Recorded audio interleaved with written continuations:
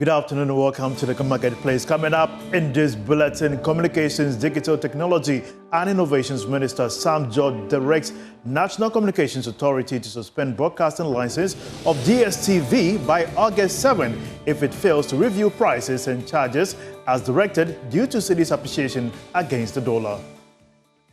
The Nigerian naira has depreciated by 409%.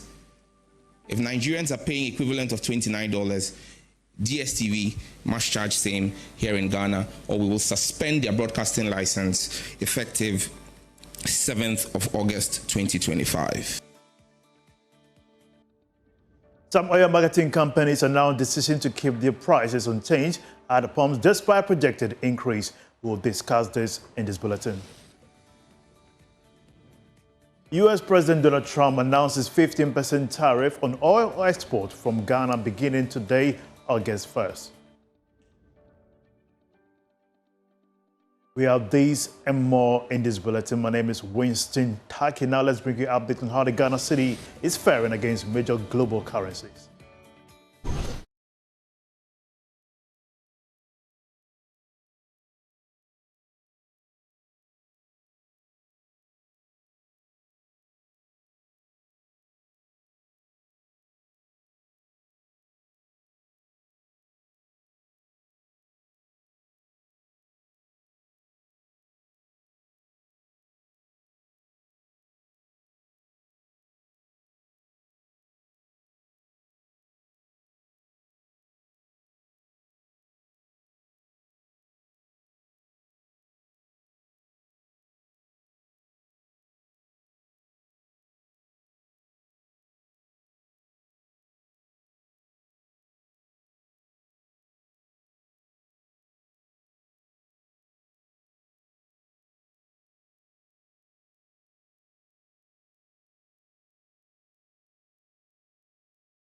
And now to our first business story. Communications, Digital Technology and Innovations Minister Sam George has directed the National Communications Authority to suspend broadcasting license of DSTV by August 7th if it fails to review its prices.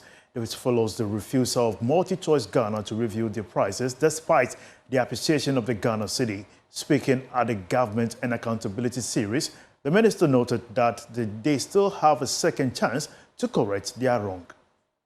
I believe that the Ghanaian people have been fleeced and exploited for too long.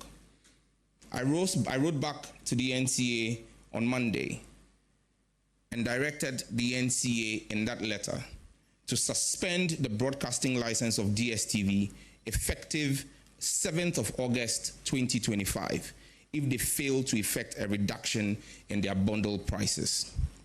I cannot, as minister, serving the Ghanaian people, continue to watch what can best be described as plain stealing happening to the Ghanaian people. In my letter to them, I gave them scenarios from 7 markets that DSTV is operating in.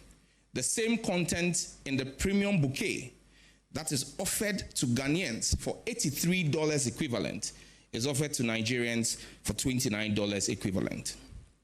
How can anyone explain this price disparity to me? Enough of the mistreatment of the Ghanaian consumer. They either comply with the reduction, because in Nigeria, in the same time frame that they say the Ghanaian cedi has depreciated by 240%, the Nigerian naira has depreciated by 409%. If Nigerians are paying equivalent of $29, DSTV must charge same here in Ghana, or we will suspend their broadcasting license effective 7th of August 2025. The minister also announced that a company charged with rolling out the 5G has been given some first-time lines or risks losing their license. Now we'll bring you that story in a subsequent bulletin. Away from that, some oil marketing companies are now decision to keep their prices unchanged at the pumps. Major oil firm Goel is this morning still selling the diesel and petrol at the same price quote some 2 weeks ago. Let me bring my colleague here, Isaac Osei Nyako, for more insights on this. Ike, it's good to have you here. Great. Now, tell us what is happening in the OMC market. Now, first off, for a background to this particular story, Winston, you know that the pricing review is done twice every month, on the 1st of every month and also on the 16th of every month.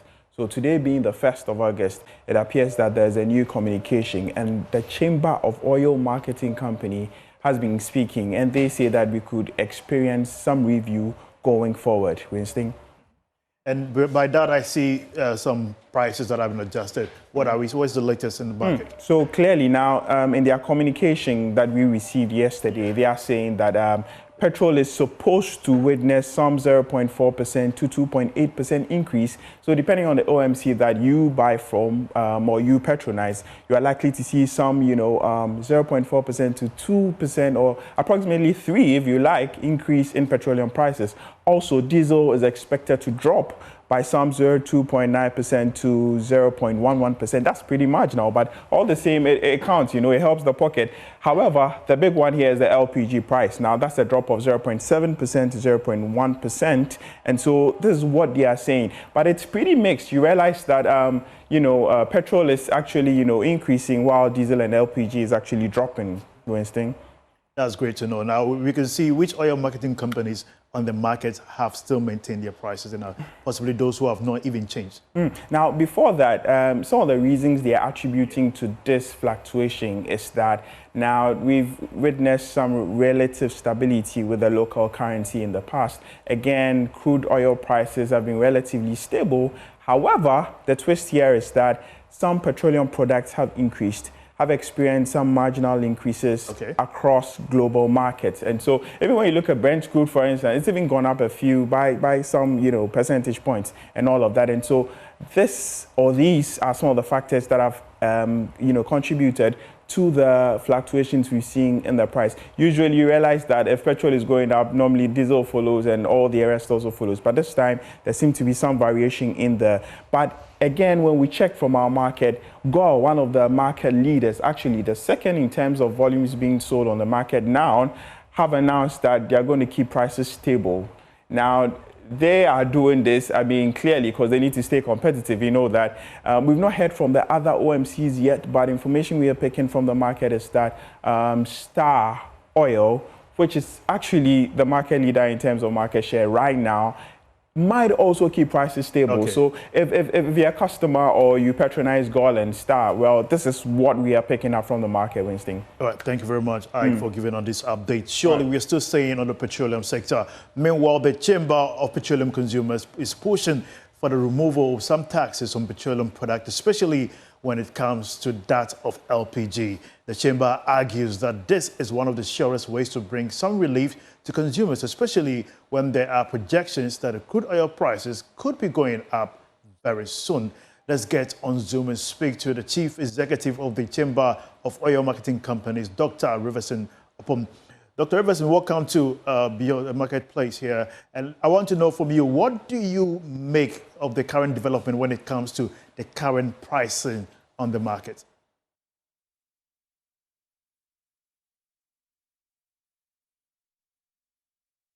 Today was predicted. I believe during the budget review of the media, the chamber predicted that we foresaw a plateau in price for quite a long time. So we can predict that for several windows to come, looking at the strength of the city and how the global price also being stable, we foresee that the pump price, all things being equal, no tax added, will also experience same. So I also mentioned yesterday in my interview that most oil marketing companies are going to keep their prices because 0.05% is very insignificant. If you apply 0.44 as you see on a 12.5 liter per cedis per liter, that's 12.555. That's very insignificant for any oil marketing company to look at it. However, it's an open market, it's a regulated market. Anybody who wants to, anyone that wants to change price is allowed to do that. Today, as we speak, the plat for PMS has increased by $9. And that's the reason why you see petrol going up. I heard you say that, you thought that they all go together. Platform, PMS platform, AGO are totally different. The landing prices are therefore different. So you will see that, therefore, at the pump that the price for diesel and petrol are not the same. And the price jumps up and down independently. That being said, yes, we are very sure that until we enter into November, where winter starts, if there is no geopolitical issues, we believe that the pump price will be stable for quite a long time. All right. Do we possibly get from you that if it has not been for the 1 cedi levy, prices could have been going down rather by now?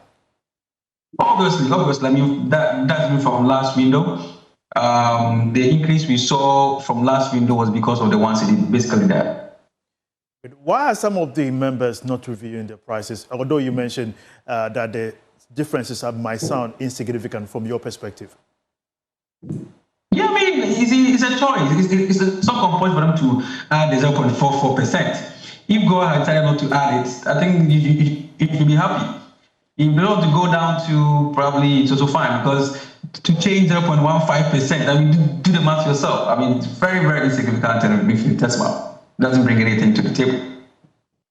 From where you sit, what is the outlook in the next pricing, considering the global development as against domestic happenings in the market? Right, I mean, we are still a net importer, not even net, I mean, gross importer of petroleum products, I'll put it. So the international market look good, no doubt about it. Like I said initially, we expect a plateau for quite a number of windows ahead of us. And if all things are kept constant from the government perspective, because if you look at the pricing today, the government, I mean, money paid from the OMCs to the government amount to 26%. And only 4% goes to the OMC, and the rest also for the products. That's for the SRF. So ideally, if all these things, all these key things are kept in constant, we should experience this kind of rate that we see in the market for quite a long time, and that will also inform policy issues and economic development. Dr. Arivasinopon, we appreciate your time and sincerely here on the marketplace. He's the CEO of the Chamber of Oil Marketing Companies. Now, away from that, the Association of Ghana Industries has raised serious concerns over delays by government in removing the COVID-19 levy. Government is hoping to remove the levy in the 2026 budget after several promises to scrap it if this year probably materialize. Speaking on PM Express Business Edition, Chief Executive of the Association, Seth Chum Akwabo, said the delay is hurting industries. So at the beginning of the year, because that was the beginning of the government's regime, and there were a lot of uncertainties, they were planning things. So beginning of the year, one can give them, a bit of room. But in the midterm, I think that by now we should have some changes in the VAT regime in particular, because that was having a very biting effect on industries. So we thought that, and the pledge that we had from government, we thought by now it should have come in. But if they say up to the end of October or something, then let it be. Possibly going to be next year budget. And we know when these things are passed in Parliament, it takes off the next year beginning rather. So that's a bit of a worry. We would have wished that it comes in a bit earlier so that we can have the positive effect. How bad is the taxes issues and even with this COVID-19 thing on your operations at the time when you are saying that you are still having issues with cost of production for some of the industries? No, I think that we need to do serious reforms in our tax regime, and we've spoken several times about it. We cannot continue with the current tax regime because it's too biting on businesses, on industries. And if you look at it, some of them are also very unfriendly to the manufacturing sector. And Still staying on business, all export from Ghana to the U.S. market will now attract a 15% tariff on all products. To that market, this represents a significant increase over the 10% that Ghana was expected to pay on all exports. Let's get more update on this development with my colleague George Wiafe, who is here with me. George, what has changed from 10 to 15%? Well, what has changed is that President Donald Trump thinks that there's some new information that has come in when it comes to this reciprocal trade agreement for countries that are exporting to that market. And just a bit of clarity on that, even though the announcement came today, all exports that are hitting the U.S. market from August 7 will attract these tariffs. That is what he's going to do. And basically, he believes that there's fresh information that has come in, and that is why he has done this variation for all the countries that are accessing the U.S. market. Briefly, what would the impact be on the Ghanaian market? Well, what will be the impact is that products from Ghana to the U.S. market will pay this levy. Some have described this as taxes. It would end up also making the commodity of Ghanaian goods on that U.S. market a little bit more expensive. That is what some people have argued. But also, if you go through the IMF staff report, and even recently during the Bank of Ghana Governor Engagement at MPC, they sought to downplay the impact of this on the Ghanaian economy in terms of what we are also going to get from these exports, because we export these goods to the U.S. market and we get some exporters into the country. The argument is that even though that could affect demand for Ghanaian products outside and maybe hit the individual companies, on the broader economy, the impact shouldn't be that great for Ghana. Thank you very much, George, for bringing on this insight. We'll surely be breaking it in subsequent discussion here. Now we take a short break. When we come back, we have show business. Stay tuned.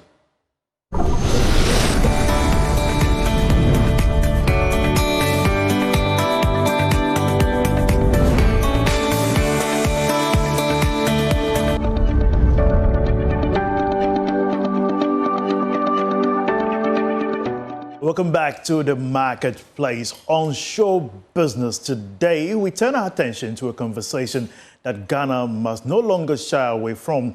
What happens when a legend like Daddy Lumba dies?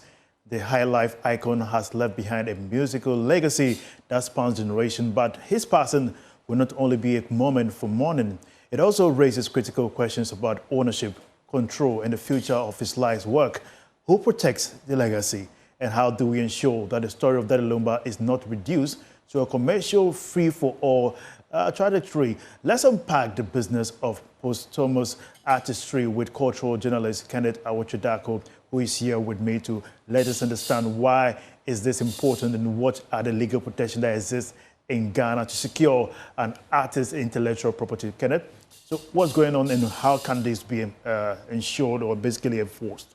So if you want to look at how heavy Daddy Lumba is, not just traditionally, but on digital as well, you can just look at the streaming numbers. Just 24 hours or 48 hours after his passing, on Apple Music, he was topping the charts, even though he hadn't released any song this year or maybe since the early part of last year.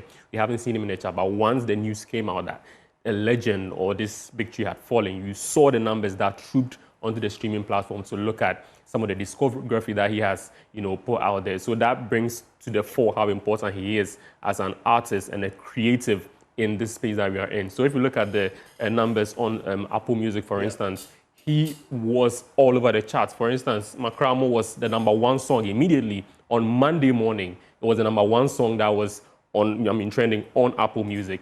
There were a series of songs that are from some of his older discography, which also made it onto the charts, which shows that his work is actually very valuable and has transcended generations and time up until this point, which brings us to the point of protection of his work now that he is no more. Protection, you mentioned Makramo being first, with Aquanoba being fifth, and also interesting enough, the numbers keep soaring on the charts. And it wasn't just up to #12. There are so many, but this is what he needed to put out just to give our viewers a fair idea of how his songs are doing on the charts right now. But that's why it's important that we protect his work, because going forward, you know that because of the legendary status that he has achieved, already people have collaborated with him, but now that he's no more, even more people are still identifying with his songs and are trying to find themselves in there, which means that more creatives or newer creatives will be trying to tap into that artistry, and people who do not even align with him in any form will want to also benefit from that, which is where we need the legal protection to, preserve his work so that the revenue that will be accrued from any work that has come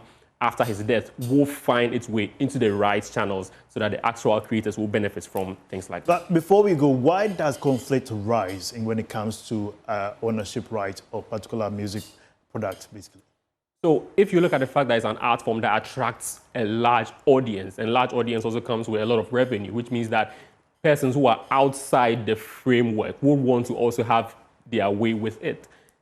in as much as a lot of them will do that legally, there are other people that will want to do that, illegally, because, once there are loopholes, people want to exploit. We are human, and people find opportunities in some of these things, which is why it's important that we look at conversations like this. The fact that he is gone doesn't mean that his work should go along with him. His work is still staying, and we should make sure that we are putting in place the right frameworks to make sure that the right people, the creatives who contributed to the music benefit, and his family and the estate also have their way and find creative ways to explore that, to ensure that his legacy continues even though he is no more. Well, we saw what happened to the legacy of Michael Jackson, and certainly will bring you on beyond the numbers, to go beyond these numbers to basically understand how the music's contribution to our GDP and also how his legacy should be honored. Thank you so much, Kenneth Owochu, for bringing us such an insightful conversation on the legacy of Daddy Lumba. You're watching here Beyond the Numbers, and you know the marketplace. We bring you the up-to-date update on what is happening on the market. My name is Winston Taki. Thanks for watching, and have a good business day. Bye-bye.